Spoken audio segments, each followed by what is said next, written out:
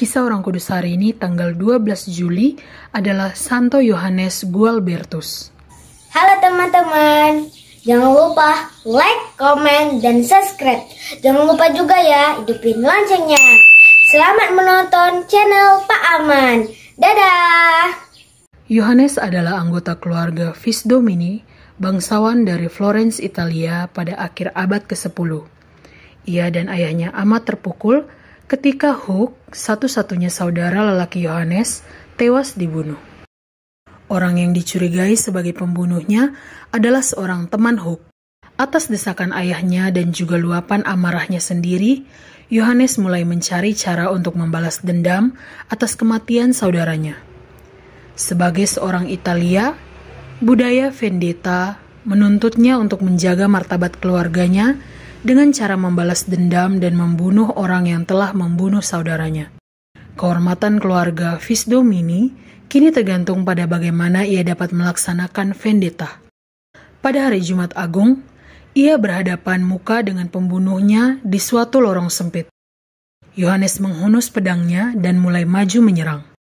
Pembunuh Hug jatuh bertekuk lutut. Ia menyilangkan tangannya di dada dan mohon ampun demi kasih Yesus yang hari ini telah wafat disalib. Dengan berat hati, Yohanes menjatuhkan pedangnya. Ia memeluk musuhnya dan berdua mereka berdampingan menyusuri jalan. Ketika tiba di gereja biara Benediktin, Yohanes masuk dan berlutut di depan salib. Ia mohon ampun atas dosa-dosanya. Lalu, terjadilah suatu mukjizat.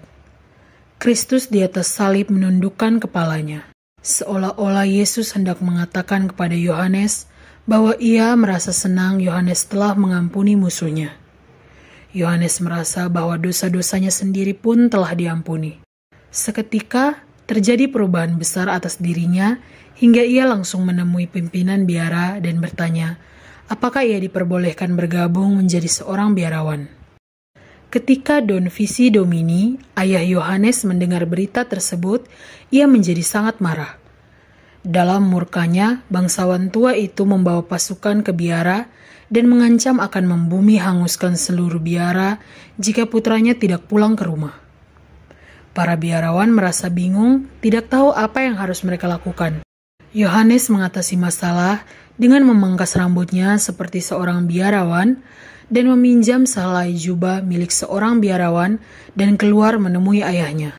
Dengan berpenampilan layaknya seorang biarawan Benediktin, Yohanes memohon agar diizinkan tinggal di biara. Don Visi Domini menjadi begitu terkesan dan luluh hatinya. Ia pun merestui putranya menjadi seorang biarawan. Di kemudian hari, Santo Yohanes pergi untuk menempuh hidup dengan disiplin yang keras. Ia lalu membentuk komunitas biarawannya sendiri, yang kini dikenal dengan nama Komunitas Benediktin Vallombrosan. Yohanes menjadi teladan dalam menghayati hidup miskin Yesus. Ia juga memberikan perhatian besar kepada semua orang miskin yang datang ke pintu gerbang biara. Tuhan menganugerahinya kuasa untuk mengadakan mukjizat-mukjizat dan memberinya kebijaksanaan dalam memberikan bimbingan. Bahkan, Santo Paus Leo ke-9 datang kepada Santo Yohanes untuk meminta nasihatnya. Santo Yohanes wafat pada tanggal 12 Juli tahun 1073. Ia dinyatakan kudus oleh Paus Celestin III pada tahun 1193.